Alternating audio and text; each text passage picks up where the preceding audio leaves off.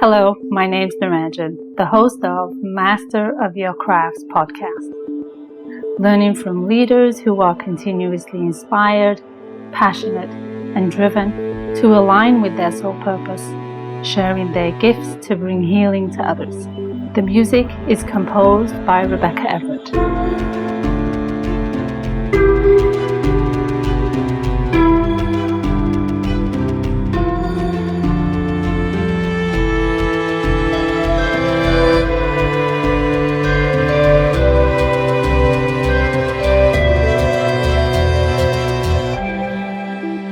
Today is episode number 122, and I'll be talking to Ray Crist, who's a visionary who offers teachings from a deep well of knowledge of the indigenous wisdom.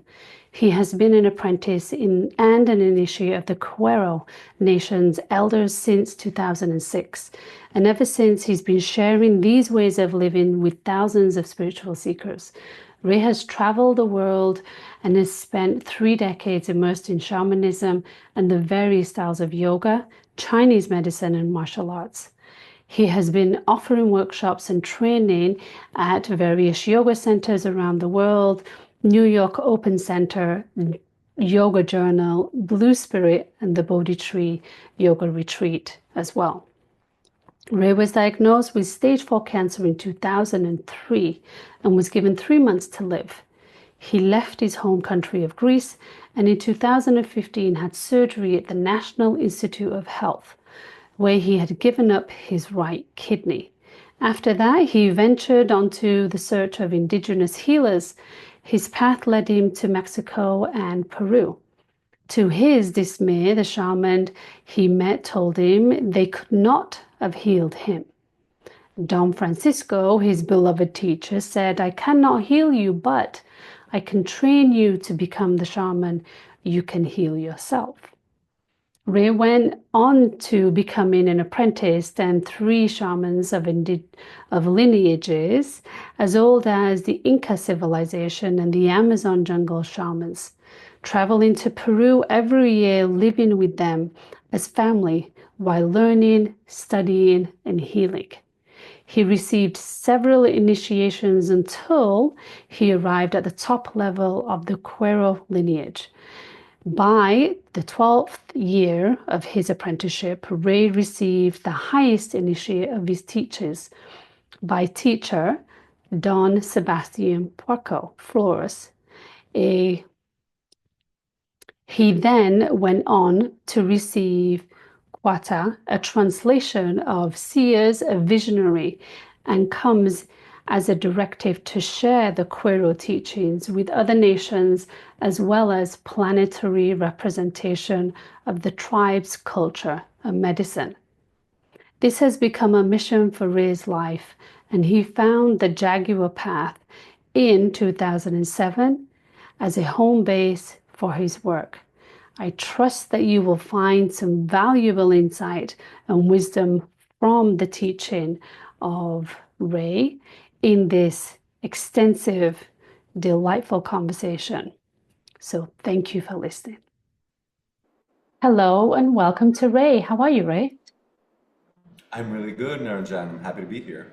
I'm glad that you are here because I'm curious and excited to delve into this conversation about your space of visionary and all that you've been through on a very third dimensional dense part of your life, which is the cancer and those very ingrained diagnoses that we are all projected toward receiving, I guess, to a certain degree on this world, but also on the shamanic side and what led you on that journey and what led you down that path to get to where you are today. So thank you for being here and being courageous enough to have this conversation with me today. So I appreciate you taking the time and energy.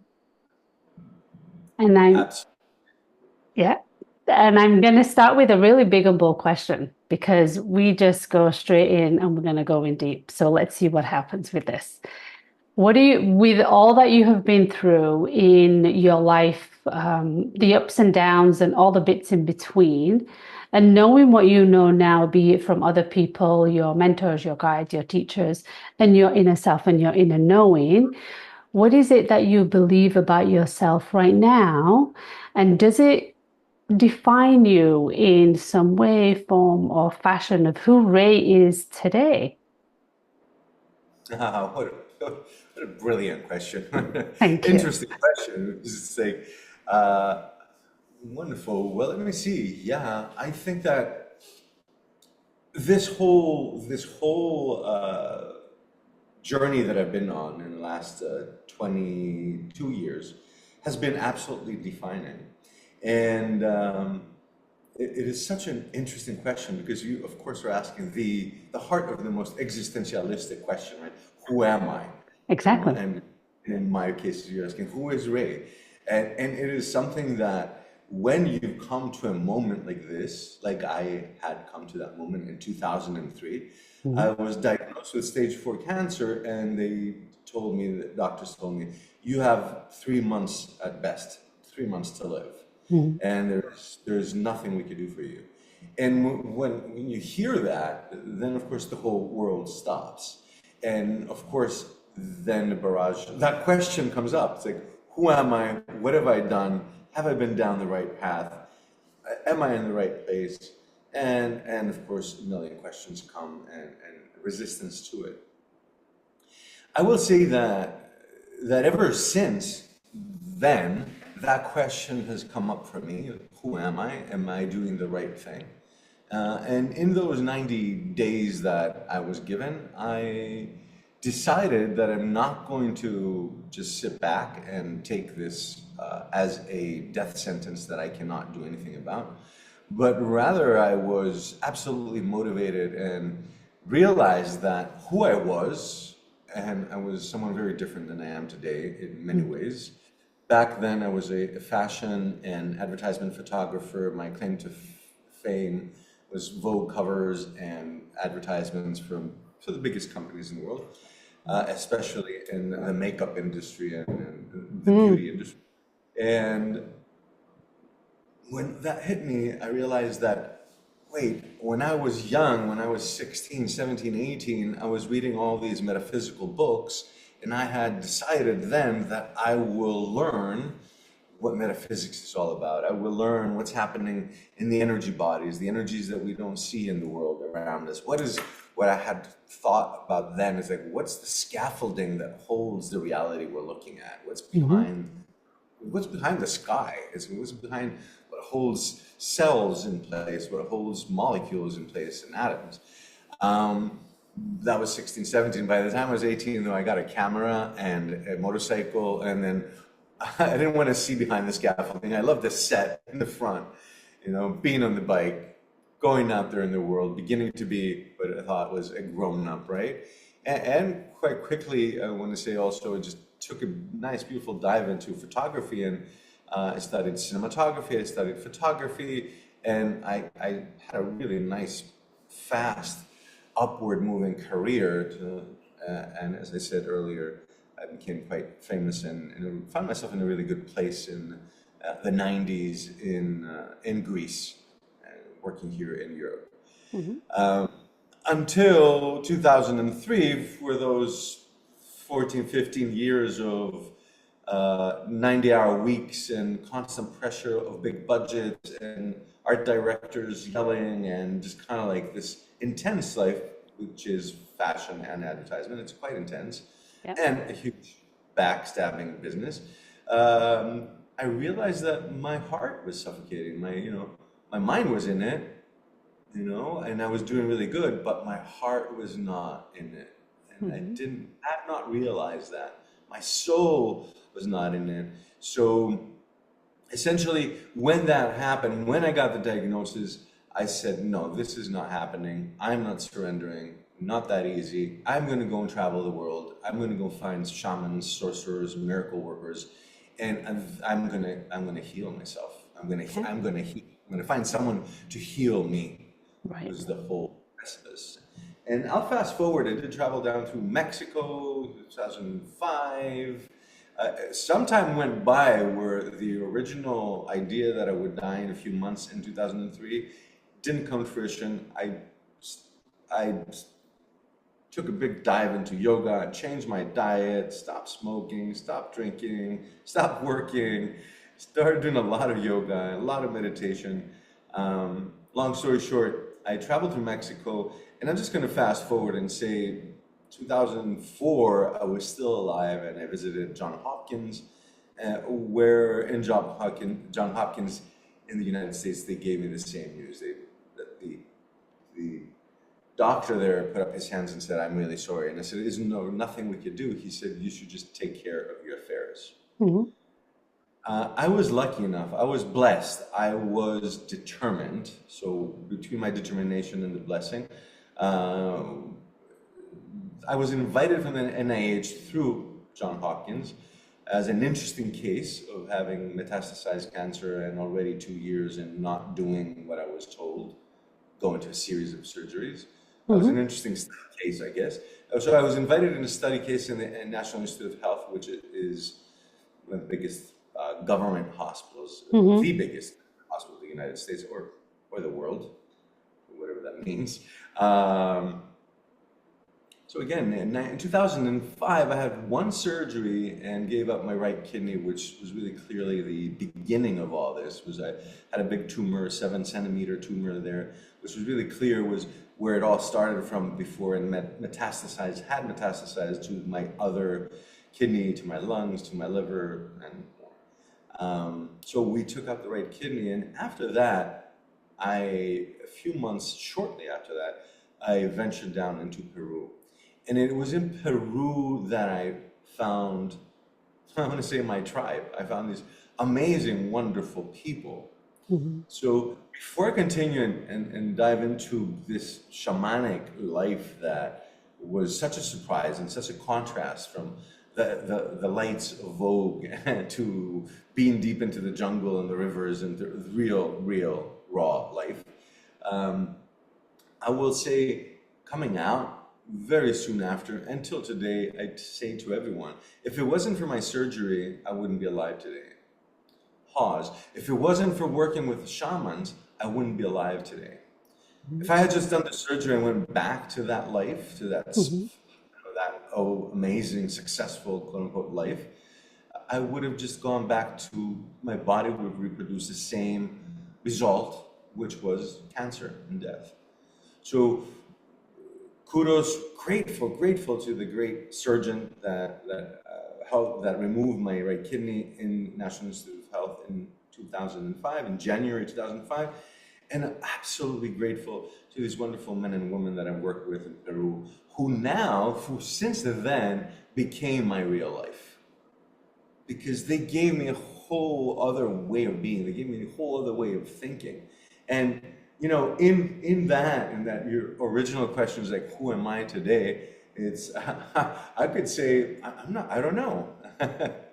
I am a person that moves with inquiry, with curiosity, with an open heart, happy and in gratitude, happy to be alive, obviously, because Mhm. everyone told me, the biggest doctors, the biggest hospitals in the planet told me you're dying. So I'm so grateful to be alive that I don't let a day go by that I don't celebrate it. Mhm. And that was my biggest shift. So, where it used to be, there wasn't a day that went by that I didn't have a huge stress around the shooting and where it's going to happen and what's going to happen, all that. Now I live in gratitude. So with that said, and just really making it clear, because one of the things that I feel is important to me is I realized that it's almost like there's two camps. So there's materialistic people that live in material and believe only in the Western world and believe only in anything that's happened after 2000 or 2020 or something like that. And then there's that other camp, that New Age camp from the 70s that are, there with the rattles and the rainbows and all that. And it's, for me, being in the reality and the fear of it, there's only one way for me to survive, was to bring it all together and say, no, I'm not taking sides. I'm not going to go only Western medicine and there's only this technology and everyone else before 2000 or 2020 was a Neanderthal. And diving into all the Chinese medicine, Ayurveda that I did, diets, fastings, all that. Many people tell me stay away from the pharmaceutical, from the industry of modern medicine, and then like said, no, I'm going to include everything. So as I took the dive and as I was in Peru after my surgery, I was still, in theory, going to die. It was just one surgery of many, and they did stress out and pointed out to me, don't get your hopes up. Don't get your hopes up. So I was just a part of a study and was happy since I was dying to at least offer my body to the study to help through the study next generations to come. So as I find myself in Peru, in the Andes, originally in high mountains above Cusco, Peru, I was on my knees in front of Don Fransisco, a beautiful elder from the Quero Nations people, that if you want, the chief of the Quero Nations people. And I said, Don Francisco, please help me, I'm dying, I will die, and can you please heal me?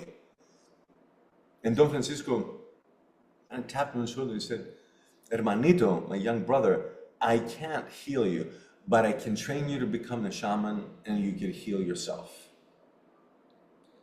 And this was beautiful, Naranjan. It was like a moment that everything changed, because prior to that, for 2-3 years and my entire life, most of us, when it comes to our health, we give up the responsibility to the experts, to the doctors. Yeah.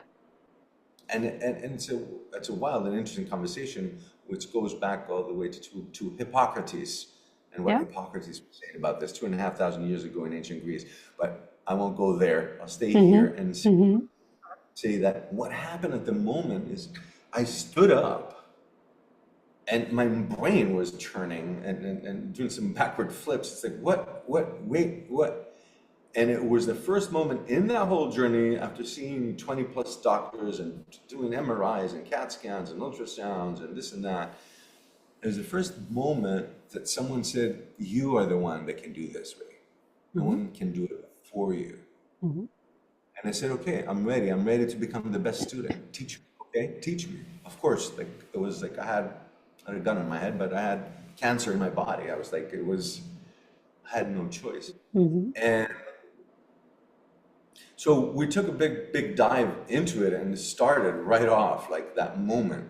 He started walking and he started talking and it started diving into the Quero Nations people's way of being and what it means to heal and what it means to be in a healed state. Right. What it means to be alive, what it means to be walking the earth. And I'm just going to jump in and we'll come back to Don Francisco, who till today is, I'm going to say, one of my best friends. He's my brother. He's been a father, a brother, a comrade, everything. We've raised our children together. My son has sat in sweat lodges with him since he was 5. Today he's a 22-year-old young big guy. But we've both had the chance to celebrate life, raising our children and traveling. But after I spent a couple of weeks with him at that point, I found out, I kept on looking to find out about more healers.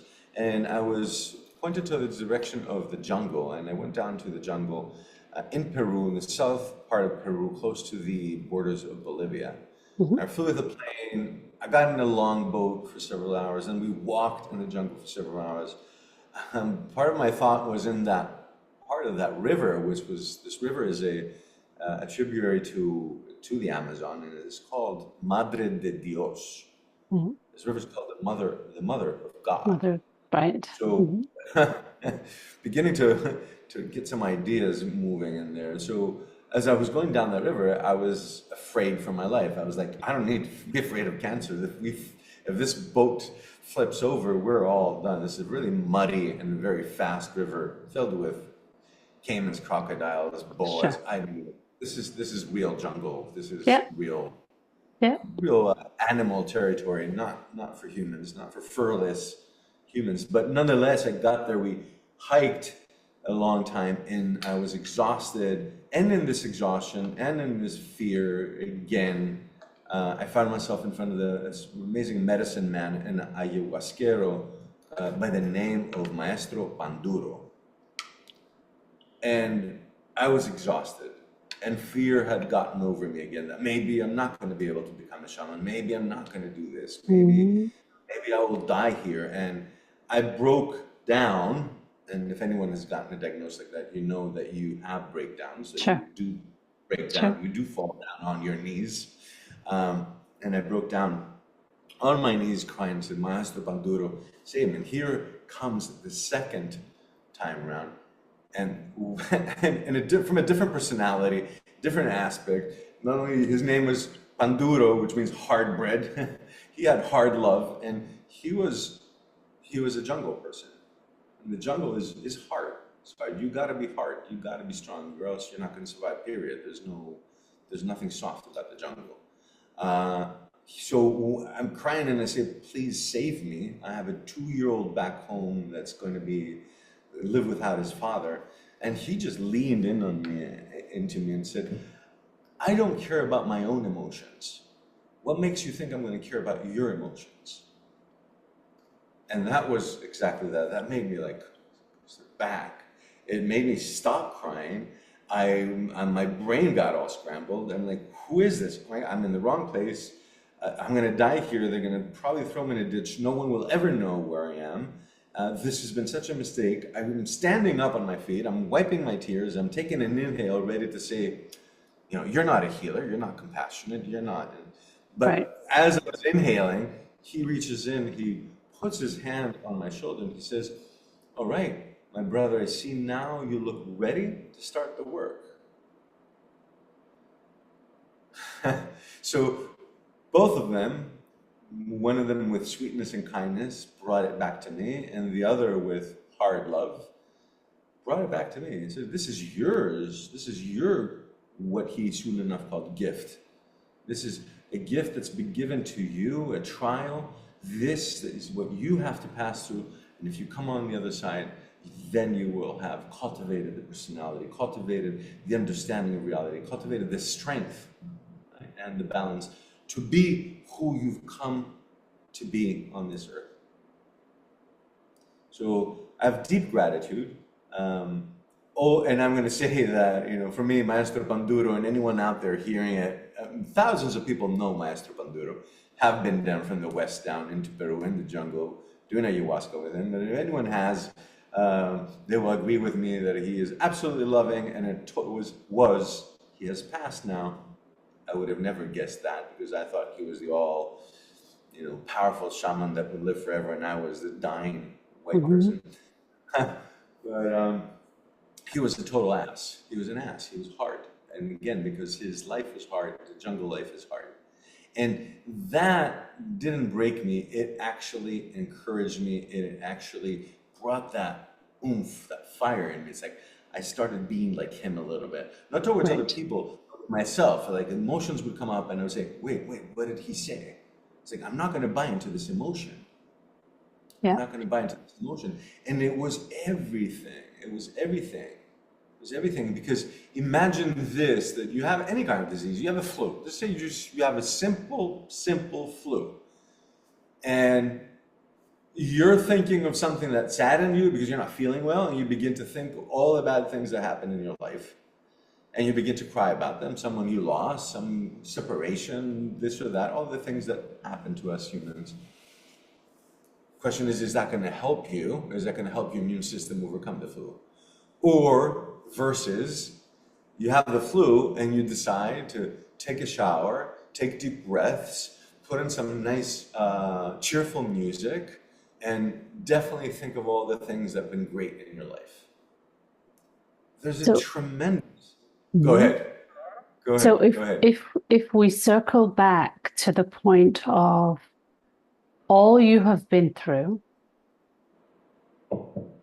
what do you feel is your calling now?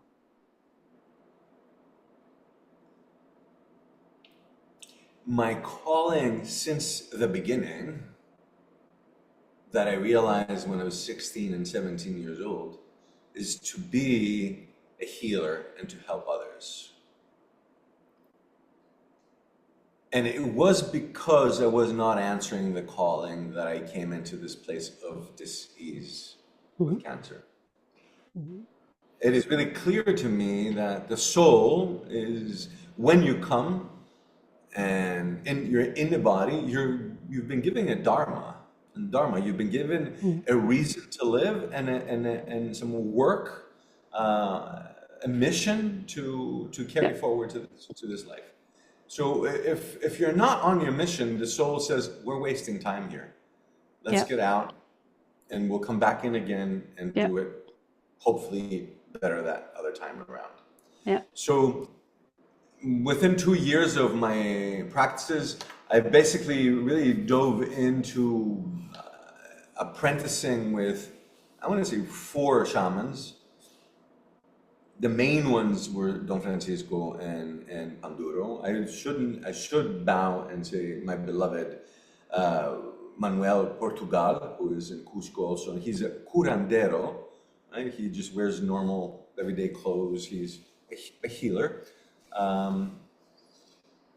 But through all these years, within the second year of apprenticing with Fransisco, Don Francisco said to me, now, if you want to keep on staying alive and you don't want cancer to return, now you have to start teaching all this that you've learned. And I'm like, wait, I'm a student. We've made an agreement that I will study it, but we never made any, I can't, how will I teach this? And he simply, with his beautiful sweetness and humor always present, he said, we'll teach it in English. Meaning that I have to teach it in a way that in the Western world, it's understood in the Western world. That's right. So at this point, he gave me a lot to do. So I took a big dive, and between Maestro Panduro, being in the jungle, being up in the Andes with Don Francisco, I started writing, I started putting together a curriculum, and I started teaching. And in basically around 2008, I opened the School of the Jaguar Path, which is a 9-month training, meeting 1 weekend a month. So there's 9 weekend sessions where we explore 18 shamanic tools, 2 tools every weekend. And I chose, out of everything that I've learned, I chose those tools which were really clear to me, the ones that made the biggest difference, the ones that were the huge ahas. It's like, whoa, I experienced through this tool that he taught me, he did on me. I experienced that it was cellular change, that it was psychological change, that I was healthier, stronger, etc. Right. So they had the most profound impact for you. Well said. Exactly. Right. Okay. So with that, to define an element of your calling, of what you've learned from these guides, if I may, for you to teach that to others. What do you feel as you've been doing this and teaching and sharing this information with many around the world? What do you feel are the true attributes that connect you to your purpose in passing along that knowledge? I love your questions, really, really deep and to the point. You know, we enter into the world and we feel that we're a specific person, a specific personality. It's really like very fashionable. It's always been around that, oh, every person is unique and you are unique and no one's like you. And you only have these fingerprints and you're the only one that has these attributes of personality. And we grow up with this preciousness. And, you know, being a father, I know how precious my 22-year-old son feels to me and how my parents regard me precious. And hopefully everyone's experienced that. But it turns out that there's not so many personalities and there's not so many ways of being. Because a personality, at the end of the day, is defined by the things that you like, the things you do, and the things you choose. Mm-hmm. And if you take life again, while it seems huge and big and infinite, it's not. It's finite. The time you live is finite. The space that you live in and you call home, or your neighborhood or your country, is finite. The flavors of ice creams are finite. The flavors of different foods are finite. So you choose, and all these things that we choose to eat, to do, to drink, to for fun, to do for work, these are all finite things. And many people do all these things. Many people like chocolate ice cream. I'm not the only one. Many people were photographers or were healers.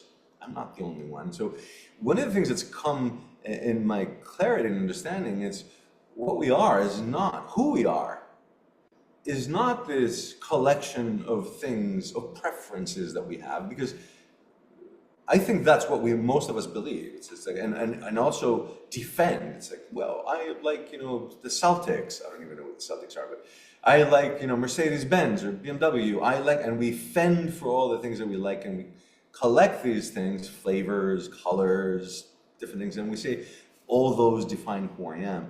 And that is not who we are.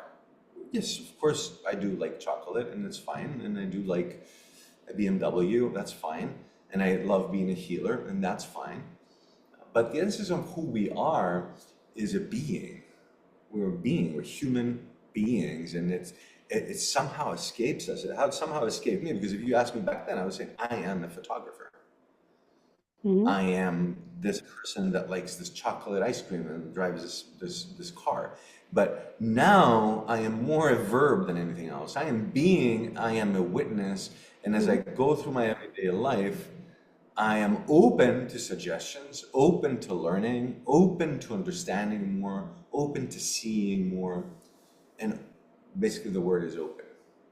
And the magic of it is I walk in life with an open heart. And I don't waste any time any longer to defend who I am or try to define it for others. Like to say, this is who I am. I am this successful healer who created this awesome school. I am that too, but in my everyday life, I surrender myself to that as a mission. It's not what I've accomplished or who I am. It's what is pulling me forward, waking me up every day, and putting me to work as a mission. And at some point, I realized through all this work that essentially, when you come so close to death, it's like being in war. Both what Fransisco and Maestro Panduro pointed out is like, are you going to be a warrior? Are you going to stand on your feet? And I had heard the term spiritual warrior, and I am that too. I'm a healer, I'm a spiritual warrior, I'm a husband, I'm a father, I'm many things. But as far as that, being a spiritual warrior, I realized that there's a turning point that I was walking in my life, and it was what I did as work that I identified with, right? That was the biggest part of my personality that I projected outward. I am a famous, quote unquote, photographer. And I was limited to that. Where now, as a spiritual warrior, I realized, or rather, let me go back. As a famous photographer, I was going around in life and said, so what do I want? I have this bunny, what can I buy? What do I want? But when I hit this, or when this 2x4 hit me, that, hey, you're dying, and we don't care if you're a photographer or not, famous or not, I realized that as a warrior standing up on my feet, I'm walking, and now I'm saying, instead of saying, what do I want? I'm saying, how can I serve? And there's this huge shift in the way the mind works when you walk like that. Of course I have needs, and I have needs, I have wants, I have nothing against the material world. I have a motorcycle, I love my motorcycle. I have nothing against materialism, and I do have needs and wants, but it's not what's in front. What is in front of me is I'm walking, and I always have an opportunity in whatever interaction, maybe at the gas station, maybe at the cashier in the supermarket, wherever it is, there's an interaction that is an opportunity for me to offer healing. And if we could understand this as human beings, And if we would say, hey, every day and every moment is an opportunity for you to offer love, to offer healing, and we would put that first, we would be living in a very different planet today. We would literally be living in a very different planet today. And so, what are the qualities that you embody in order for you to do that? Austerity is the first one. Stepping out of the way is the second one. So it's like, again, I know myself and I love myself more than I ever did. And I take care of myself more than I ever knew how to now. Yep. And this is what we teach. And this is the first rule of this shamanic school and of the Karo way of people and the Jaguar Path school. Love yourself. If you don't love yourself, and if you have issues with yourself that you haven't solved, you're not going to be able to love and offer anything to anyone else. So I think that that's the most important thing, to understand that loving yourself and what it means, because it's not the narcissists or the ego maniac guy. It's like, I love myself because I'm the best in the world, so, and I'll step on everyone else. Loving yourself is really diving in and healing old wounds, going back to childhood, taking care of things that you feel that affected you, and making sure that you really take care of all those, any wounds, so you come to the healed state of being. And you bring this quality of love forward. And I think it's so, even that is just so misunderstood, because we're mammals, and I'll circle back to this. And one of the most important of the many things that I've learned with these people in the jungle and in the mountains there that we lack is that we're mammals. And when we're hurt, when we've been wounded, we talk about therapists, we talk about doing psychoanalysis. When we're wounded, when we have wounds from our childhood, we're exactly like any other mammal. What's the most dangerous bear? It's a wounded bear. What's a dangerous lion? It's a wounded lion. It's just like, if someone's wounded, they're dangerous. And this is what we all experience. We live in cities, in countries that are highly densely populated with a lot of wounded people. And everyone, and okay, granted this is a generalization, maybe not everyone, but the great majority of people are walking around, or I was, make it a nice statement, I was walking around defending myself and fending for myself. Right? And I was in a very, very competitive business, right? Photography is a very, very competitive business. So I had to be competitive and fending for myself. And what happens when you're in that state of being wounded and you're fending for yourself, or you're always ready to defend, or you're always ready to be in a fight for your survival, what happens is a lot of the functions of the body shut down. The immune system shuts down. Sure. A lot of the distribution of the electricity and the blood flow and the lymphatic flow and the hormonal and the endocrine system all together create a different setup. And that setup is mainly acidic. Because if I live in I lived in a big city of Athens. There was 5 million people in a really small area, and there's traffic, and there was pollution, and then again the other photographers and dates that I had to meet, and big dates that I would have to get that cover in, get the fashion in, get the advertisement in. All those things were acidic.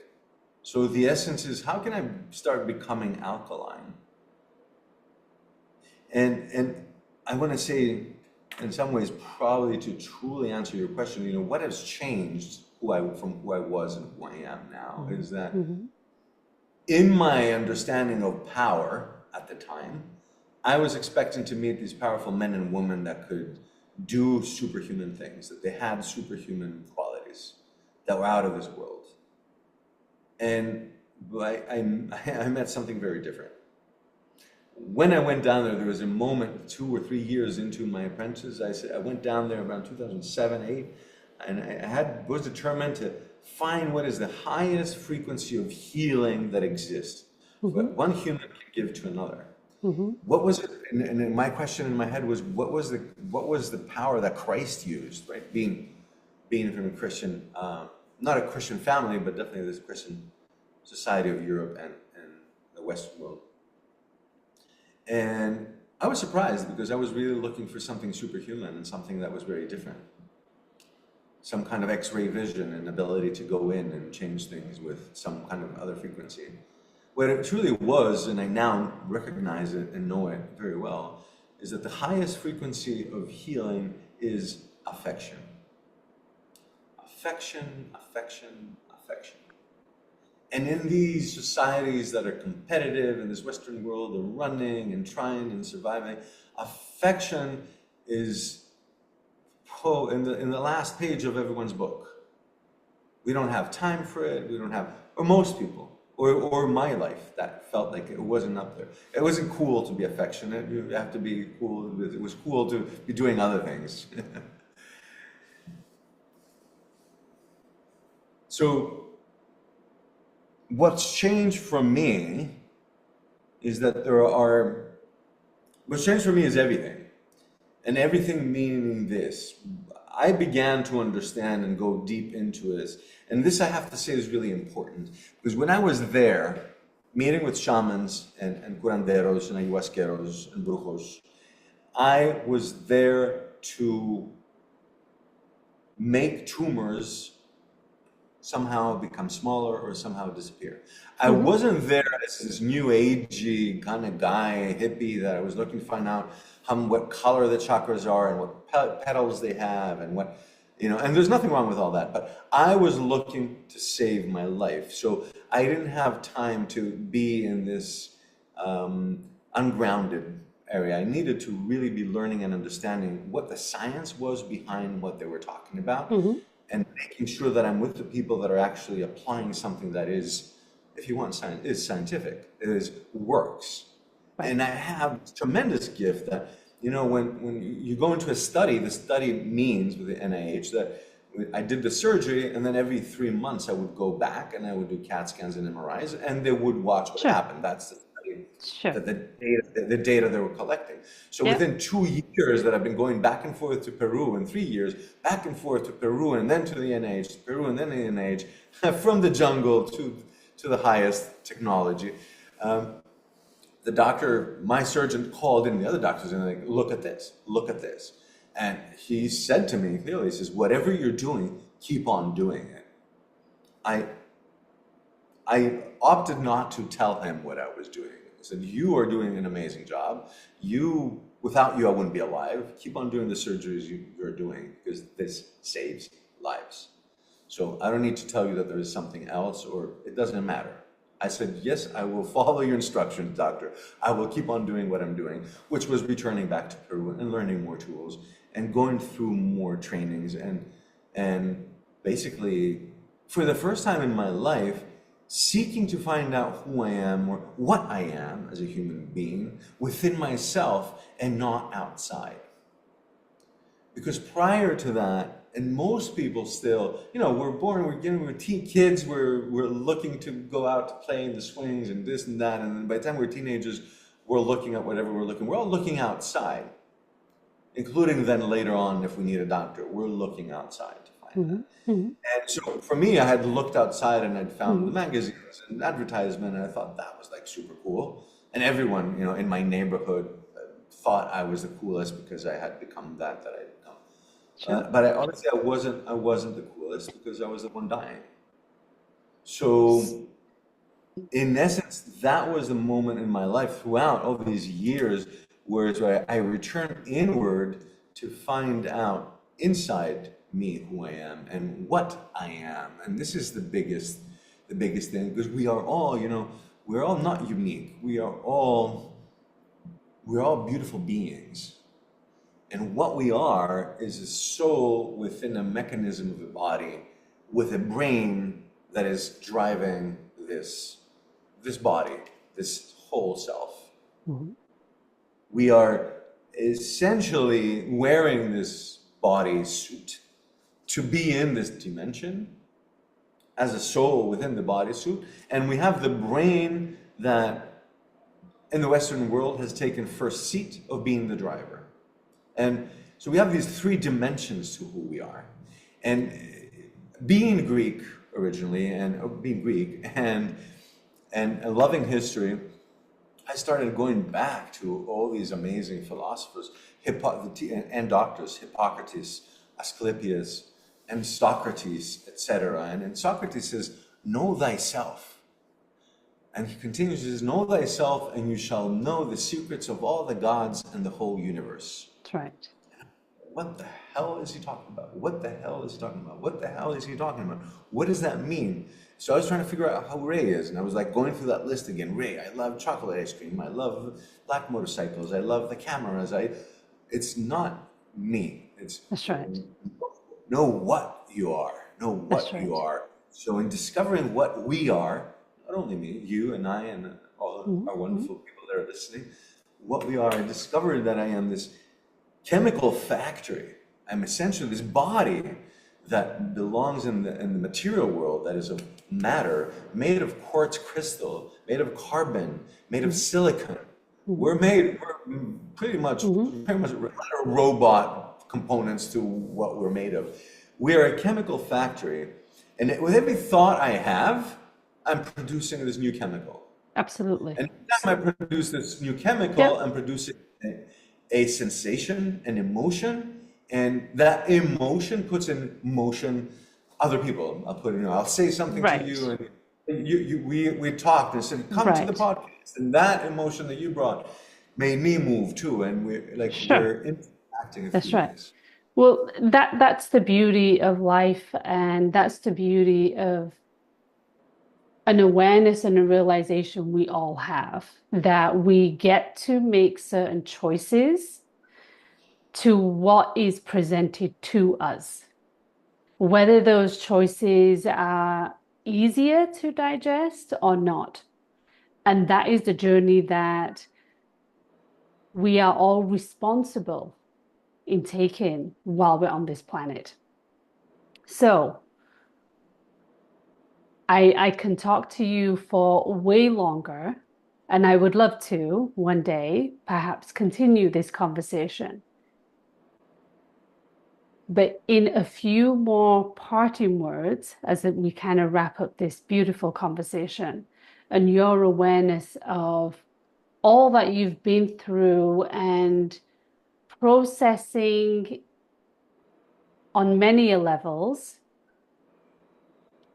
your gifts, your awarenesses, and also the energies of the other individuals around the planet who were drawn to your teachings and your relays, and allowing that integration process to happen for them. What is next for you, for Ray, personally?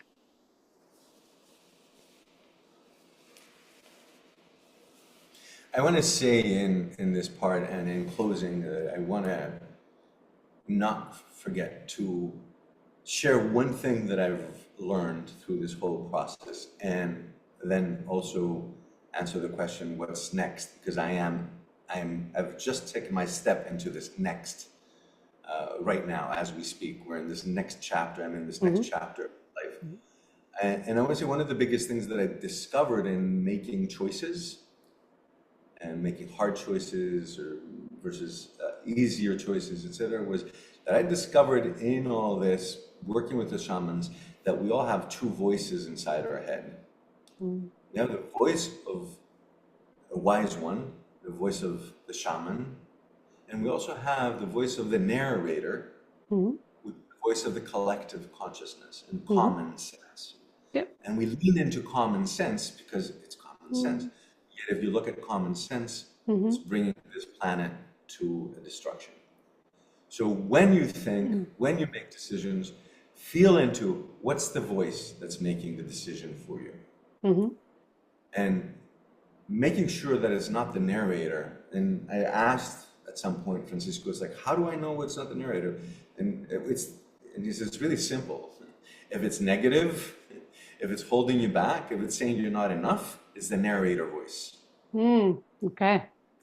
if it's filled with openness, with with being optimistic and hopeful and sharing, it's your higher voice, and trust that.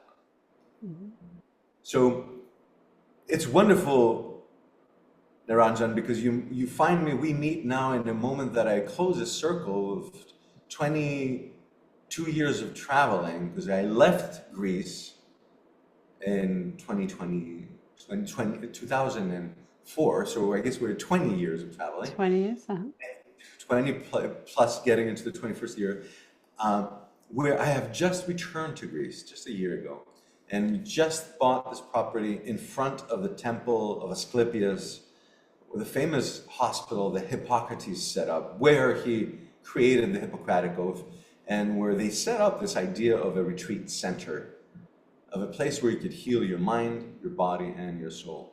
Right. So I have just returned here, and we were absolutely guided after looking everywhere and looking at all this, looking at all the sea view villas and this and that. I don't know what was wrong with me. We were guided and found this house right in front of the temple, which is the only house of two houses that were built before 1980, because nothing else will ever be built. It's by law protected, the archaeological site. So from here, this next step is leading the Jaguar Path training, the 9-month training, which begins every November, writing my book, which I have 20 years of notes on, and inviting people to meet with us here to experience what it means to begin to love yourself, what it means to discern between the difference of the narrator and the shaman within, and to share with people liberation. Show people liberation from that suffering of the agony of the ego and the narrator. What a beautiful gift. That is what is up next. What a beautiful gift. Not only that you give to others by sharing your journey and your experiences and your profound movements and changes in life, but also sharing your story with me here today. And sharing your attributes, your compassion, and your wisdom. So I thank you, Ray, for sharing your story. Thank you. Thank you for the opportunity, Naranjan. I appreciate you and really, really grateful. You're welcome. Thank you. You're welcome. Thank you. I'm Naranjan, and you've been listening to Master of Your Crafts podcast. Please subscribe, rate, and review, and join me next week for another episode. Thank you for listening.